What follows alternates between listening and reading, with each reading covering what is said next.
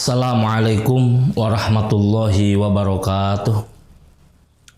Bismillah, alhamdulillah, wassalatu wassalamu ala rasulillah, sayyidina wa maulana Muhammad ibn Abdillah, wa ala alihi wa sahbihi wa mawalah, amma ba'd. Faya ibadallah, ittaqullaha haqqa tuqatihi, wa la tamutunna illa wa antum muslimun. Alhamdulillah, para pecinta sinyal Islam Indonesia dimanapun berada, atas izin Allah Subhanahu wa Ta'ala, pada kali ini kita dipertemukan di majelis sinyal Islam Indonesia yang insya Allah ini adalah majelis yang barokah, majelis yang penuh dengan manfaat, karena di majelis ini akan diisi dengan berbagai macam kajian-kajian yang menjadi bekal untuk hidup kita dunia dan akhirat. Pada pertemuan kali ini kita akan melanjutkan kajian masalah sunnah wa bid'ah. Kitab ini sangat penting untuk kita kaji karena supaya kita tidak terjebak mana yang sunnah, mana yang bid'ah. Atau mungkin juga tidak terjebak dengan mudah membid'ahkan segala sesuatu. Al-haditsus salis, hadis yang ketiga, rawahu as-Sun'ani Abdul Razak fi al-fil musannaf an Ibni Umar qala jaa rajulun wan nasu fis salat faqala hina wasala ila shaf Allahu akbar kabira walhamdulillahi katsira wa subhanallahi bukratan wa asila. Falamma qada an-nabiyyu sallallahu alaihi wasallam salatahu qol man sahibul kalimah qala ar-rajul ana ya Rasulullah wallahi ma aradtu biha illa al-khair qala laqad ra'aitu abwabas sama futihat lahunna. Ini hadis riwayat Sun'ani dari Abdul Razak di dalam musannaf dari Ibnu Umar qala. Beliau berkata, datang seorang laki-laki wan nasu fis salat. Orang-orang sahabat yang lain sedang salat, maka tibalah seorang laki-laki ikut salat. Ketika dia masuk pada shaf salat, kemudian dia bertakbir, Allahu akbar. Sehabis bertakbir, dia baca doa iftitah. Nah, di sini nih, ini asbab doa iftitah. Jadi, ketika orang-orang sedang sholat, kemudian ada seorang laki-laki, makmum masbuk namanya, dia masuk ke dalam shaf, sudah masuk dalam shaf, dia bertakbir, Allahu akbar. Setelah takbir, dia baca doa iftitah, Allahu akbar kabira. Walhamdulillahi katsira wa subhanallahi bukratan wa asila. Falamma qada an-nabi sallallahu alaihi wasallam, ketika Nabi sudah beres menuntaskan salat, Assalamualaikum warahmatullahi, Assalamualaikum warahmatullahi, maka Rasulullah SAW langsung bertanya, kata Rasul, man sahibul kalimah, siapa tadi yang mengatakan Allahu akbar kabira walhamdulillahi katsira wa subhanallahi bukratan wa asila. Siapa tadi yang mengatakan seperti itu dalam salatnya? Tiba-tiba datang tiba-tiba ada seorang ngacungin tangan. Ana ya Rasulullah. Saya ya Rasulullah. Karena sahabat tadi takut ditegur oleh Rasul, amalannya itu adalah inisiatif sendiri, takut ditegur oleh Rasul, ma'aradtu biha illal khair. Saya tidak bermaksud apa-apa, tapi saya bermaksud kebaikan saja.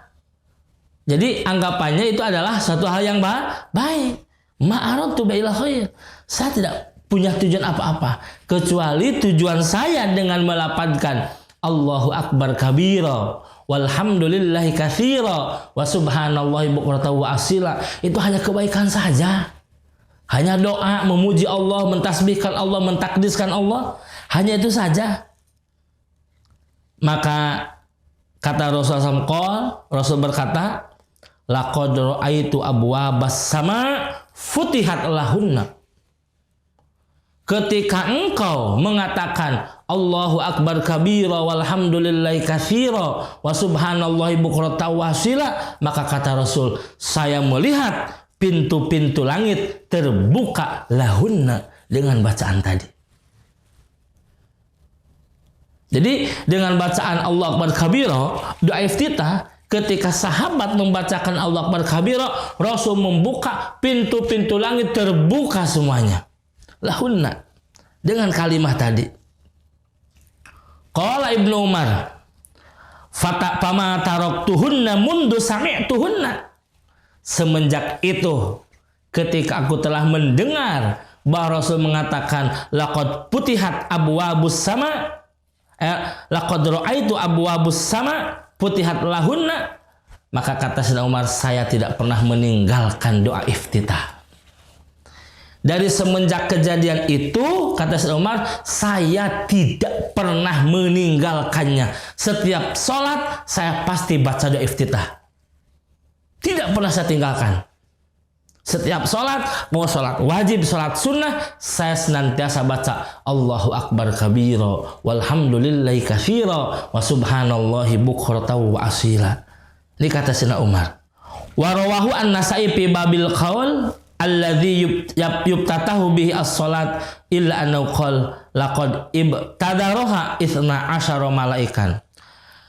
Imam Nasa'i meriwayatkan di dalam perkataan alladzi yubtatahu bihi as-salat, yaitu yang menjadi doa iftitah di dalam salat, maka qala laqad ibtadaroha 12 malakan. Maka ketika seseorang sedang sholat, kemudian dia membaca doa iftitah Allahu akbar kabira walhamdulillahi katsira, di dalam riwayat Nasa'i laqad ibtadaroha 12 malakan, 12.000 malaikat bersegera membukakan pintu langit untuknya. Ajib, luar biasa. Jangan pernah kita tinggalkan ini doa iftitah ini, pembuka di dalam sholat. Likulli syai'in iftitahah. Setiap sesuatu perkara ada pembukanya. Nah, kalau kita makan, ada makanan pembuka, ada makanan penutup.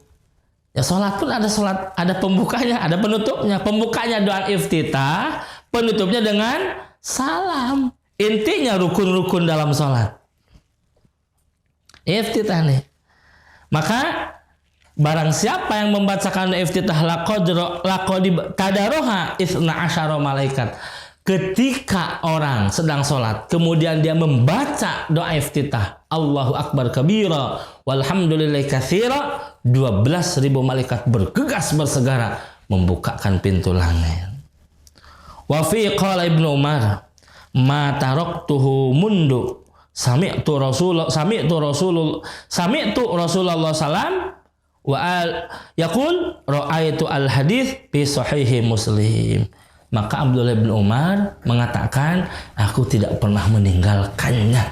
Semenjak itu senantiasa dalam sholat saya membaca doa iftitah. Masya Allah. Jadi kesimpulannya, doa iftitah itu bukan bid'ah. Doa iftitah itu sunnah. Dari mana hadis sunnahnya? Tadi dari sahabat ketika dia masuk ke dalam shop, kemudian dia sholat, kemudian dia takbiratul ihram, sehabis takbiratul ihram dia mengatakan Allah akbar kabira. Rasul bertanya, siapa tadi yang mengatakan itu? Saya, Rasulullah. Tapi saya tidak punya tujuan apa-apa kecuali hanya kebaikan. Maka kata Rasulullah, pintu-pintu langit telah terbuka. Masya Allah. Pangdur wafaqanallah wa iyyaka ilal haq. Jelas ya, membaca doa iftitah itu hukumnya sunnah bukan bid'ah. Wafaqanallah wa iyyaka ilal haq. Kaifa aqra Rasulullah sallallahu alaihi wasallam ziyadata dzikrin lam yu'athar anhu bil i'tidal. bagaimana Rasulullah Shallallahu Alaihi Wasallam menambahkan zikir lam yu'assar anhu fil i'tidal, yang tidak ada pengaruhnya di dalam i'tidal. Wa ziyadatu dzikri lam yu'assar anhu fi iftitahi salat. Wa aqara fa'iluhuma bi'a'la darajatil iqrar wa ridha. Penetapan Rasulullah untuk orang yang mengerjakannya ini adalah a'la darajat, paling tingginya darajat pengakuan, wa ridha dan ridha. Li'annal mawdu'in fi mawadi'is sana 'ala Allah bis salat, sebab Allahu akbar kabira walhamdulillah katsira, doa iftitah itu adalah diperuntukkan untuk memuji mengagungkan Allah Subhanahu wa taala. Sedangkan dalam salat isinya adalah memuji dan mengagungkan Allah Subhanahu wa taala. Apa salahnya? Yang tidak boleh apa? Mahalul dzikri dipakai mahalul qiraah, itu nggak boleh. Contoh mana mahalul dzikri dipakai mahalul qiraah? Sujud. Ketika sujud mahalul dzikri, mahalul tasbih, subhanallah, subhana rabbiyal a'la bihamdi, subhana rabbiyal azim wa bihamdi. Sujud dan ruku dan sujud mahalul tasbih, itu jangan dipakai mahalul qiraah. Ketika kita ruku malah baca surat Al-Baqarah. Jangan. Ketika kita sujud malah baca surat Yasin, jangan. Ruku mahalut tasbih, mahalut ta'zim, sujud mahalut tasbih, mahalut ta'zim. Gunakanlah untuk zikir. Ungdur hadza ma'a qali ba'dil mutahaddiqin. Lihatlah ini perkataan-perkataan orang yang cerdas. Innal qunuta fis salatil fajri bid'atun. Ma'anna aslahu ma'surun 'anin nabi sallallahu alaihi wasallam. Wa in syaghabu ala hadis Anas wal ma'sur an ba'di sahabah wa qad ruwiya Abdul Razak an Ibni Jurayz an Atha qol qultu lahu al qunut fi raqatil jum'ah.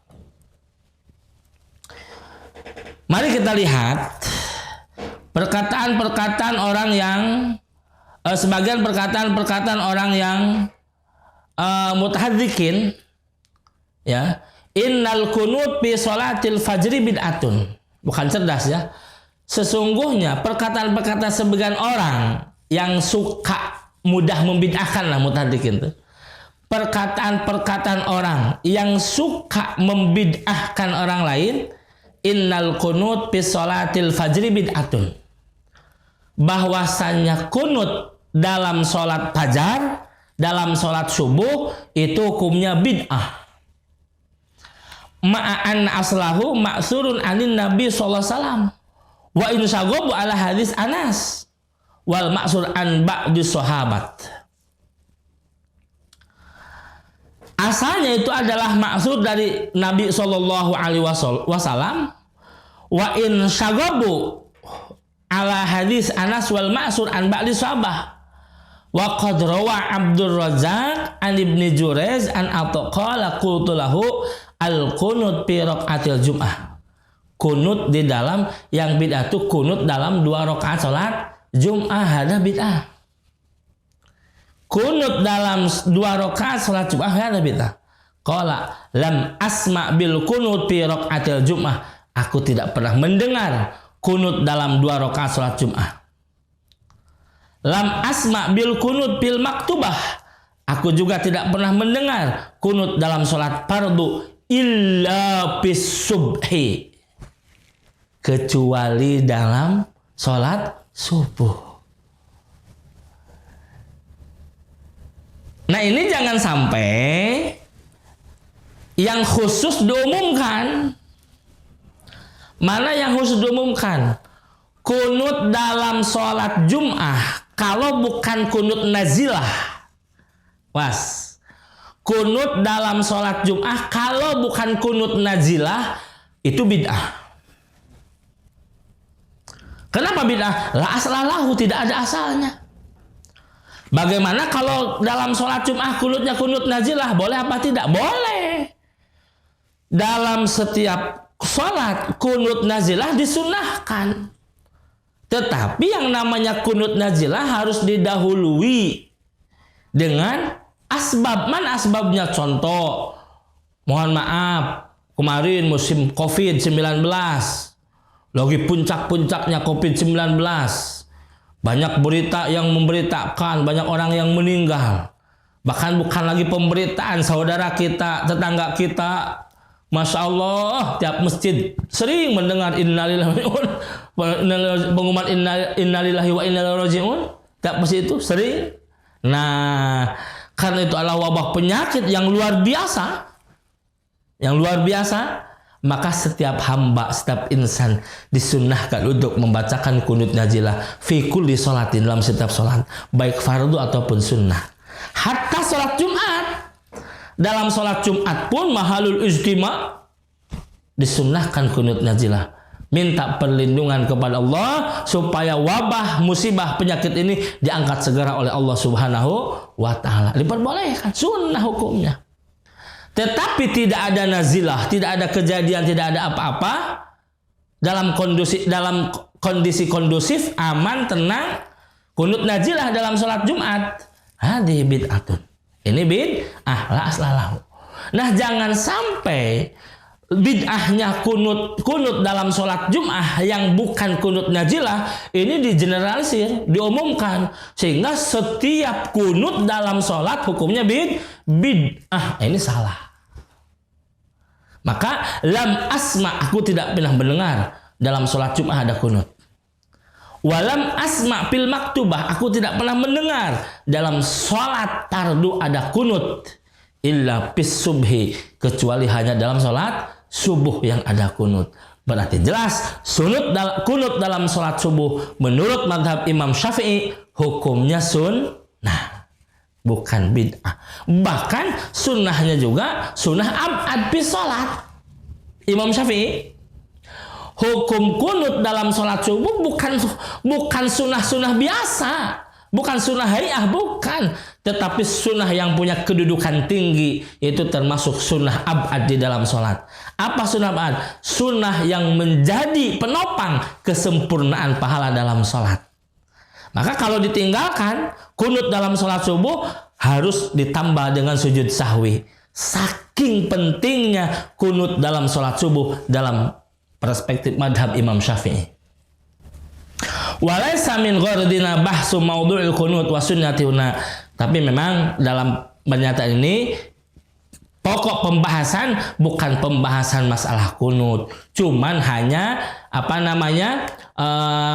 hanya mampir sedikit. Tadi membahas tentang bagaimana hukumnya membaca doa iftitah dalam sholat, hukumnya sunnah. Nah, disambungkan demikian pula hukum membaca kunut dalam sholat subuh, itu pun hukumnya sunnah, bukan bid'ah. Yang bid'ah kunut dalam sholat Jum'ah, itu hukumnya bid'ah. Yang bid'ah kunut dalam sholat yang lain, bukan selain sholat subuh, itu pun kalau bukan kunut nazilah. Tetapi kalau kunut nazilah tidak bid'ah, tapi sunnah. Nazilah harus ada penyebab dulu. Ada wabah penyakit, ada musibah, ada terjadi peperangan, terjadi huru hara dan lain sebagainya yang membahayakan jiwa, raga dan kehormatan kita dan harta kita, baru disunnahkan kunut nazilah. Wal maksud anna Rasulullah sallallahu alaihi wasallam aqarra sahabiyin ala ihdas adhkar bis salat lam takun ma'surah anhu wa hadza istidlal kama sabaqa wa annahu kana ijtihadan wastinbatan minhuma. Yang jadi tujuan dalam pembahasan ini bahwasanya penetapan Rasulullah sallallahu alaihi wasallam, penetapan hukum dari Rasulullah SAW untuk amalan yang diamalkan oleh sahabat itu menjadi dalil bahwasannya itu adalah hukumnya sunnah. Seperti mana? Seperti penetapan hukum dalam membaca doa iftitah dalam sholat. Jadi membaca doa iftitah dalam sholat awalnya sahabat, kemudian pekerjaan sahabat dipuji oleh Rasulullah SAW dan diikuti oleh sahabat-sahabat yang lain. Ini menjadi dalil, menjadi hujjah bahwa iqraru Rasulullah SAW ala fi'lis sahabat penetapan pernyataan Rasulullah SAW ke atas pekerjaan sahabat itu menjadi hujah, menjadi dalil, menjadi hukum. Hukumnya menjadi sunnah yang harus kita amalkan. Wa annahu kana ijtihadan wastinbatan minhuma, itu adalah ijtihadnya para sahabat. Jadi ijtihad itu dari dulu, bukan cuma di kalangan dulu Imam Syafi'i, Imam Maliki, Imam Syafi'i, Imam Hanafi, Imam Ahmad bin Hanbal. Para sahabat semasa ada Rasul pun dia ijtihad dalam amal. Rasul tidak mencontohkan seperti itu, tapi sahabat beramal. Ketika sahabat beramal, maka diperbolehkan oleh Rasul, bahkan dipuji oleh Rasulullah SAW, bahkan diikuti oleh sahabat-sahabat yang lain. Istinbat hukum amalan sahabat yang diikrar oleh Rasul, hukumnya menjadi sunnah. Nah, sehingga kalau kita sudah mengetahui bahwa hukum membaca doa iftitah bukan bid'ah tetapi sunnah. Sunnahnya adalah penetapan Rasulullah terhadap pekerjaan para sahabat. Mudah-mudahan dalam setiap amal kita mengetahui kedudukan hukum bukan bid'ah tetapi itu sunnah. Insya Allah akan menjadi nilai pahala yang baik. Bahkan kalau kita sekarang doa iftitah itu hukumnya sunnah apa bid'ah ya? Nggak tahu dah saya mah dulu.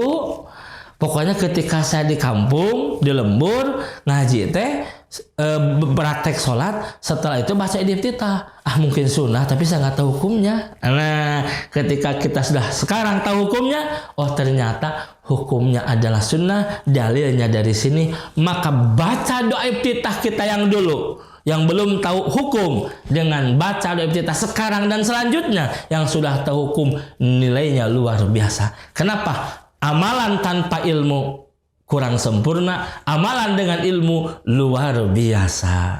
Masya Allah. Demikian yang dapat saya sampaikan.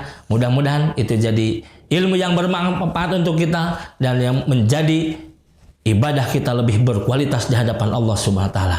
Amin ya Allah ya rabbal alamin. Billahi bisabil haq. Assalamualaikum warahmatullahi wabarakatuh.